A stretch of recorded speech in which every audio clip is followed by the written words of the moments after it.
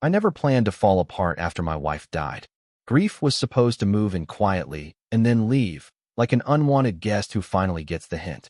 Instead, it made itself at home in every room of our small Tennessee house, in the creak of the floorboards, in the scent of her perfume that still clung to the curtains. The twins, Noah and Lily, were only 7. They still asked, "When is Mommy coming back from heaven?" That's when she appeared. Her name was Mara, the new woman who'd bought the old Booker place across the road. The one everyone said was cursed because 2 families had left it midwinter. The twins saw her first. I was fixing the porch light when Noah shouted, "Daddy, she's the one. She's the one we want." I remember blinking against the dusk. Mara was standing by her gate, sunlight behind her like a halo, her figure soft but strong. She waved, unsure, like she wasn't used to being seen. Then the neighbors started whispering, "She's too big, too bold, too much." In our town, beauty had rules, and she broke all of them. At first, it was harmless curiosity. I brought her a pie to welcome her. She invited me in for coffee. The house smelled like cinnamon and something older, maybe regret. She spoke little of herself, just that she'd moved from up north to start over. Her voice had that worn, musical lilt of someone who'd known both kindness and danger. Over the next few weeks, the twins grew attached. They ran to her yard every afternoon. She taught them to bake and told them stories about stars. The town didn't like it. A widow, living alone, suddenly close to a widower and his kids, it was all they needed for gossip. I ignored it until one night when Sheriff Harlan came by. He asked, "You know who you got living across from you, right?" I didn't. But the way he said it, low and cautious, sent a shiver crawling up my spine. He didn't explain, just warned, "Keep your doors locked. Not everyone's past stays buried." That was the first time I checked my locks twice before bed. Then strange things began happening. My car lights flickered on by themselves. Footprints, bare, heavy, appeared in the mud outside the twins' window. The phone would ring once at midnight, then stop. I told myself it was coincidence, until Lily woke screaming that someone had been standing by her window, whispering her name. I went out with my shotgun that night. The air smelled of rain and rust. At the edge of the yard, I found a shape half hidden behind the trees. A woman's shape. I called out, "Mara," but the figure darted back into the woods. Next morning, Mara came over with cookies, smiling as if nothing had happened. Her hands trembled when she passed the plate. I noticed a cut on her arm, fresh, deep, and raw. "Kitchen accident," she said quickly. But her eyes, those eyes, held a storm I couldn't read. That night, I couldn't sleep. The sheriff's warning echoed in my mind. I opened my laptop, typed her name into the state records search, and waited. Nothing at first, then one hit. Mara Lowell, former resident of Franklin County, involved in unsolved disappearance case, 2018. My heart slowed. I clicked. The article loaded in fragments. Husband missing. Last seen arguing outside their home. Wife claimed he left after a fight. No body ever found. A knock startled me. Midnight again. I went to the door. No one there. Just a note pinned with a kitchen knife. "Stop digging, Daniel." I stood there for a long time, staring at that knife gleaming under the porch light. The note fluttered like it was breathing.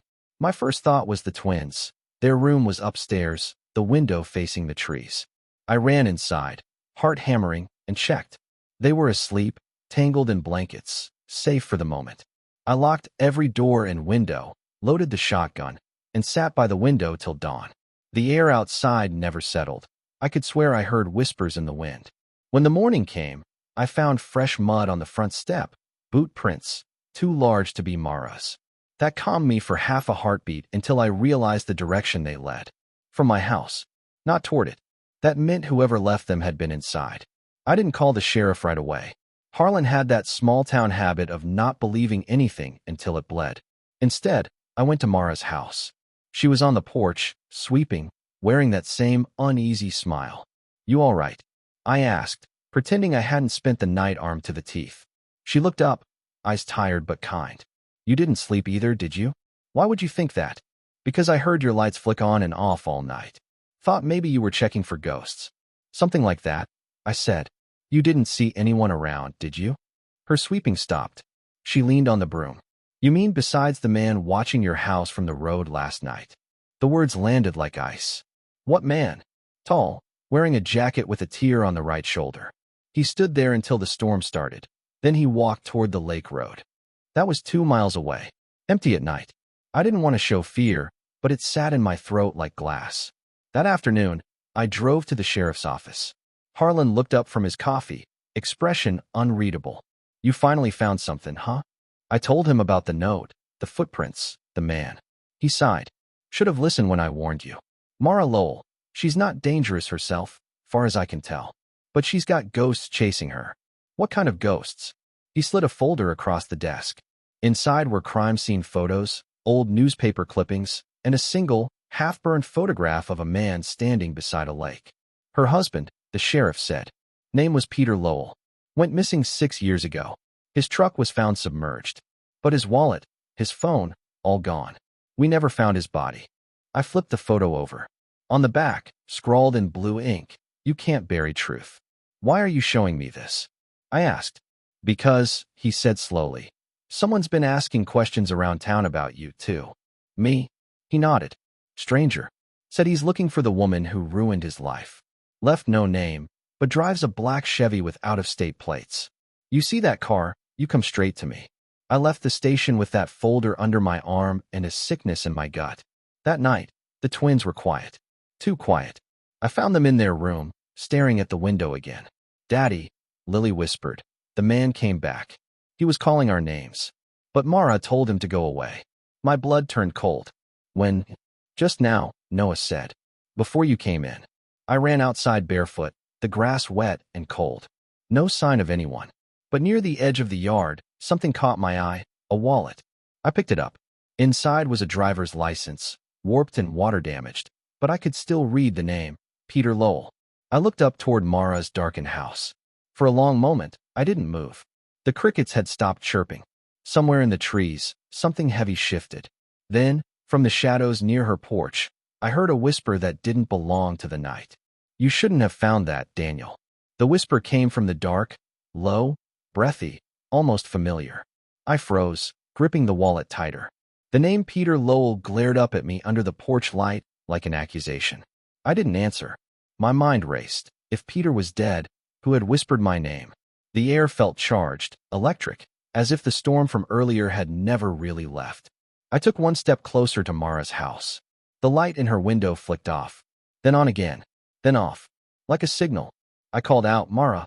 No answer. I crossed the road, each step echoing louder than it should. The house loomed. Pale curtains, still air, doors slightly ajar. Inside, the faint smell of burnt wood and something else, something metallic. My heart beat too loud in my ears. Mara, I called again. This time, a voice answered. But it wasn't hers. It was the sheriff. Daniel. I turned. He was standing in the doorway behind me, flashlight beam cutting through the room. What the hell are you doing here? He asked. I heard someone. He raised a hand, silencing me. She called me. Said someone was on her property. But that's impossible, I said. She's not here. The beam of his flashlight swept across the living room. The broom on the floor, a half-empty mug, a photo on the wall. My breath caught. It was a picture of Mara, smiling, holding 2 children. But not my children. These were older, teenagers maybe, and one of them, a boy, looked disturbingly like Noah. She's been hiding more than a marriage, the sheriff muttered. Daniel, listen carefully. I don't think that disappearance case was about her husband. I think she was protecting someone. Before I could respond, we heard a noise from upstairs, soft, slow steps across the floorboards. The sheriff motioned for me to stay back. He climbed the stairs, hand resting on his sidearm. The house fell silent. I waited, seconds stretching like wire. Then came a sound. Not a gunshot, not a shout, but a single, sharp crash, followed by the sheriff calling out, Daniel, get up here. I bolted up. He was standing in a small upstairs room. The walls were lined with boxes, papers, and old photographs. In the middle of the floor sat a metal trunk, open, half filled with letters. Each envelope was addressed to Daniel Walker. My name. What the hell? I started. She's been keeping these, Harlan said. They're postmarked from different states, going back 6 years. Look, he handed me one. It was dated 2019. The handwriting was shaky but unmistakable. Daniel, I'm sorry I couldn't tell you the truth.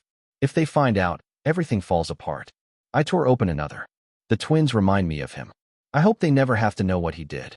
I looked at the sheriff, confused, angry, scared all at once.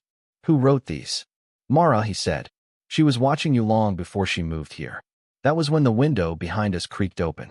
A gust of cold air rushed in, and from below, the front door slammed shut. Harlan moved fast, checking the hallway, but no one was there. We went back downstairs. The kitchen door was open, leading into the woods.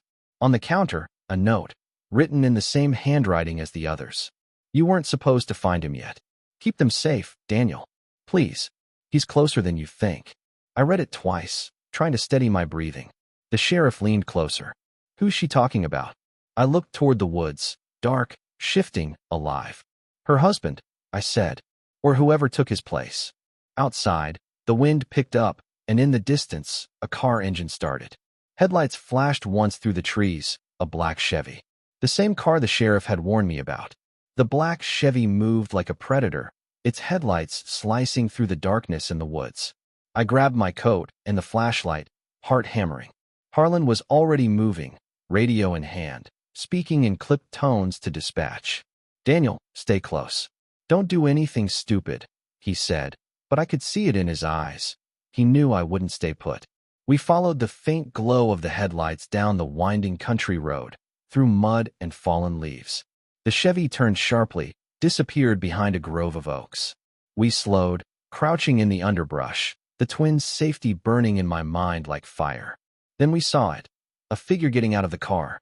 Tall, broad, movement careful and deliberate. My stomach sank. The shape moved with familiarity. Mara's husband? Or someone else entirely? The figure paused near the edge of the woods. Something metallic glinted in his hand, reflecting the moonlight. He was looking directly at us, though he couldn't have known we were there. Daniel, Harlan whispered. If you recognize him, tell me now. I swallowed hard. My fingers tightened on the flashlight. The face came into view. Not Peter Lowell. Too young. Too sharp. But the eyes, the same storm I'd seen in Mara's gaze the first night. It was her brother. I froze. Of course, the pieces fell together. Mara had come here for protection, to hide something, to keep him away from people who'd been hunting him. The letters, the warnings, the strange night visits. All attempts to control the chaos that had followed them across states. The figure started moving again, deliberately toward the abandoned barn at the edge of the property. Harlan gestured. We followed quietly. No mistakes. We crept forward. The twins' laughter from earlier in the day echoed in my head. Every step I took made it sharper, heavier. The barn loomed ahead, broken boards rattling in the wind. Inside, I could see shadows shifting. And then the truth hit me in a wave. Mara hadn't moved here for herself. She'd moved here to bury the past, protect her family, and the moment I stumbled into it, I'd become part of the danger. Inside the barn, crates and barrels hid the figure's movements. A low murmur of voices reached us. One was Mara's. The other, a stranger, menacing yet familiar in cadence, like someone who had been waiting for the right moment to strike. I stepped closer, Harlan's hand on my shoulder. We need to get the twins out first, he murmured. The twins, my responsibility. Every instinct screamed at me to act, yet I couldn't rush blindly. One wrong step, and everything Mara had built, everything she'd tried to hide, could erupt into catastrophe. The voice inside my head grew louder. Trust no one. Not even her. And then the whisper came again, carried by the wind, chilling, undeniable. Daniel, you're too late. The barn smelled of old wood, dust, and something sharper I couldn't place. Shadows twisted across the walls as the moonlight filtered through broken boards. I took a careful step forward, Harlan beside me, gun lowered but ready. Inside, Mara's brother stood near a stack of crates, his silhouette tense, controlled. Mara was across from him, hands clenched at her sides, her voice trembling but firm. You don't understand, she said. If he finds out, everything collapses. You promised. The man's laughter was low, dangerous. I don't care about promises anymore. You brought him here. He knows too much. Now it's on us to finish what we started. I froze, every instinct screaming. Finish what? My hands shook. The twins were somewhere in the house, somewhere I could lose them in a heartbeat.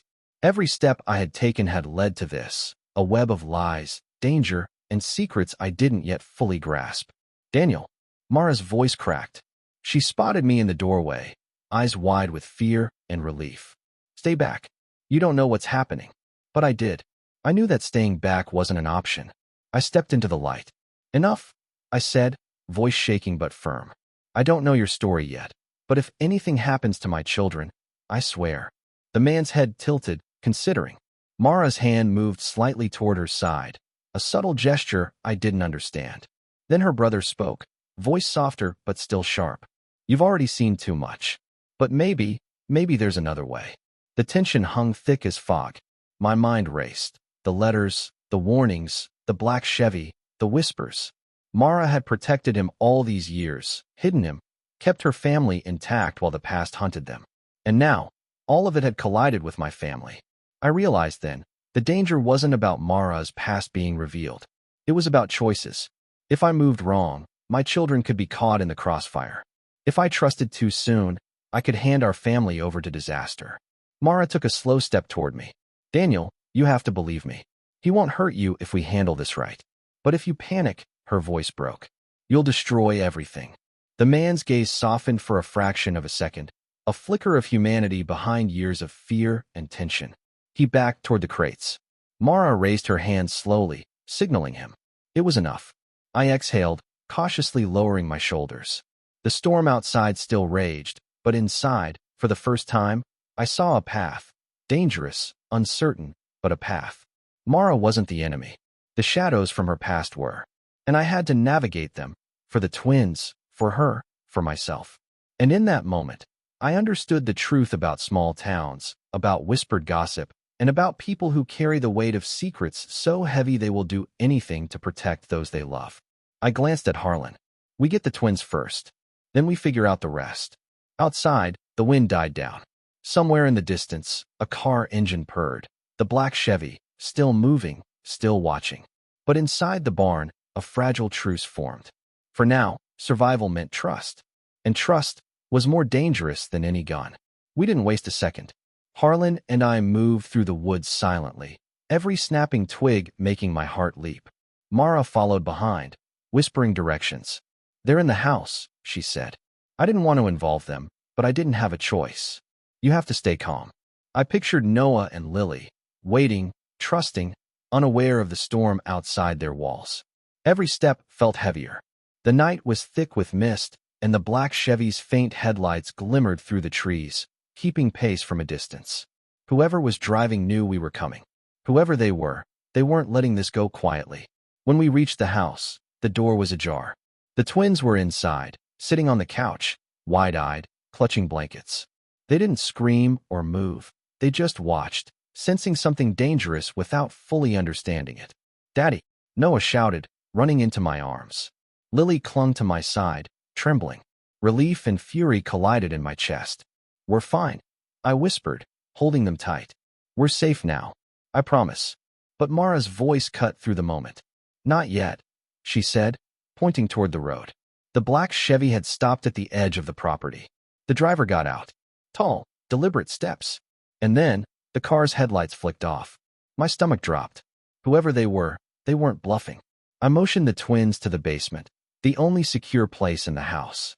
Harlan and I positioned ourselves near the windows, watching, waiting.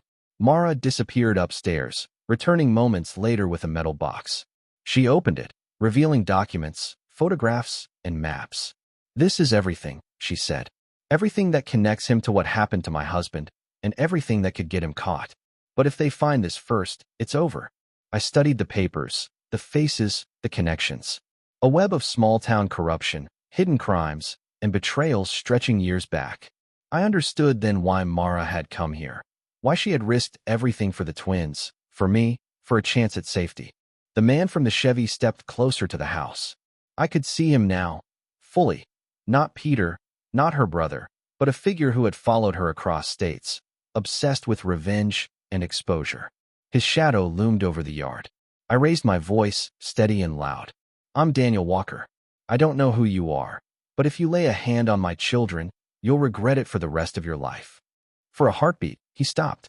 Then slowly, deliberately, he circled the yard, inspecting the house, weighing his options. Mara whispered beside me, almost to herself. It's time he knew. Time we all knew. There's no running anymore. And then the first shot rang out, not from a gun, but from the Chevy's horn, startling the man. In that moment of hesitation, I realized that survival wasn't about confrontation. It was about strategy, cunning, and using the secrets we had in our hands. We had the upper hand now. The papers, the knowledge, and the will to protect our family at all costs. The night stretched long, tense, and fragile. Every shadow could conceal a threat, every sound a warning. But for the first time, I felt a surge of determination stronger than fear. Mara's past might be dangerous. The man might be relentless. But as long as my twins clung to me, and as long as I could see the truth, we had a chance. Somewhere in the darkness, the Chevy idled again. But we were ready. And for the first time, I didn't feel powerless. The Chevy's headlights cut through the mist again, slicing across the lawn like twin blades. I could see him clearly now, tall, broad-shouldered, moving with the kind of patience that chills your blood. Mara's brother stayed behind me, tense but silent, as if he had rehearsed every possible scenario. I took a deep breath, heart hammering. My children were safe in the basement, and that was all that mattered. Every instinct screamed to run, to grab the twins and disappear, but I knew it wasn't that simple. The man would follow. He was always one step ahead. Mara moved toward the front door. "You need to see this," she said. She handed me a photograph, one I hadn't seen before. It was Peter, her husband, standing beside the man in the Chevy, smiling in a way that made my stomach turn. Beneath it, scrawled in faint pencil, "He always knew where I was." The truth hit me like ice. Mara hadn't just been hiding her husband's disappearance. She had been hiding something far more dangerous, someone connected to the man who now stalked our property. Someone who had been manipulating, controlling, and threatening her family for years. The man stepped closer. His shadow stretched long across the porch, reaching toward the door like a dark finger. I raised my voice, steady despite the fear. "If you want answers, it's too late for threats. We know everything now." For a moment, the man paused. His eyes flicked toward Mara. Then, slowly, deliberately, he raised his hands, empty, unthreatening. "I didn't think you'd figure it out," he said. His voice was calm, eerily so, like a storm holding back its fury. "She tried to protect you, all of you, but you weren't supposed to see this." I took a cautious step forward. "Who are you? What do you want?" He sighed. "I'm what she's been hiding from, the past that never lets go. But I'm also the reason she survived. Everything she did, every secret, it was for you and the kids." Mara stepped beside me, her hand trembling slightly. "It's true. I kept him safe. I kept him alive. But if he had stayed hidden too long, the wrong people would have found him, and then none of us would have survived." The man nodded. "Now, Daniel, you need to trust her. You need to understand that danger follows us, but fear doesn't have to control us." For the first time, the storm inside me began to settle. The man, dangerous as he was, wasn't here to kill us. He was here to close the loop, to let the truth emerge and allow us to survive. I glanced at my children's room. They were safe, unaware of how close the edge had been. I took Mara's hand, feeling the weight of every secret, every risk, and every choice that had brought us to this moment. The man stepped back toward his car. "I'll leave now," he said. "But know this, the past doesn't disappear. It only waits for the next time someone stumbles into it." And with that, the Chevy drove off, headlights disappearing into the mist. We stood in silence for a long moment, the wind settling, the night quieting.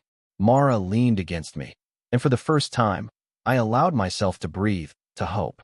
The danger wasn't gone. It would never truly vanish. But we had survived.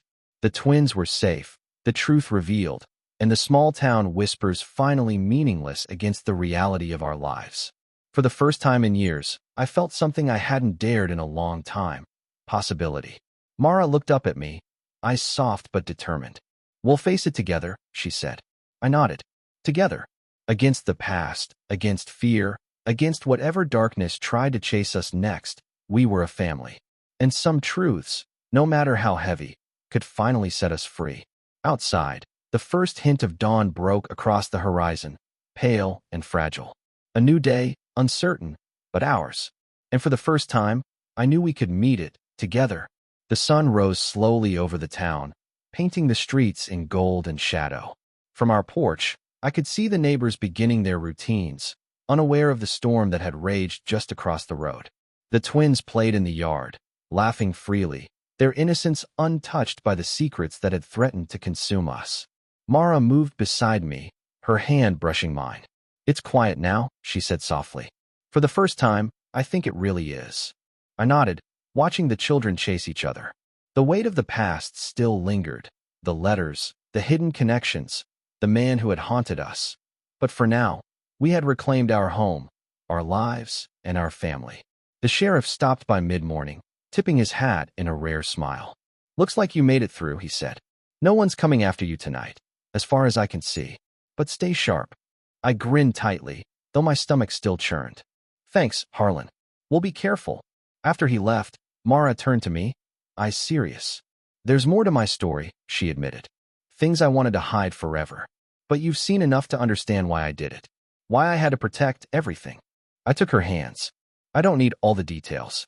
I just need the truth, and right now, I have it. That's enough." For a long moment, we simply stood there, letting the morning sun warm our faces. Then the twins ran to us, wrapping themselves around our legs.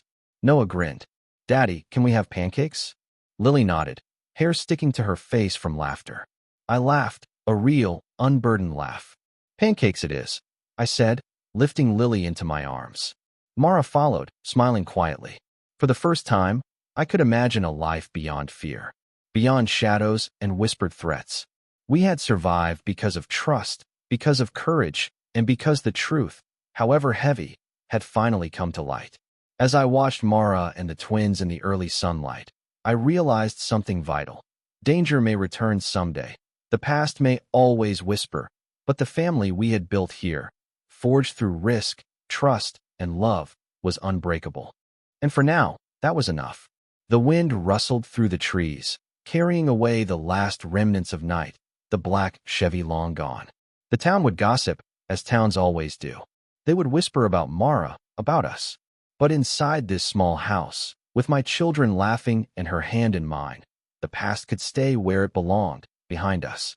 We stepped inside together, the scent of pancakes drifting from the kitchen, and I knew that no matter what shadows waited beyond our fences, we had something stronger: family, survival, and a hard-won peace that no secret, no danger could take away.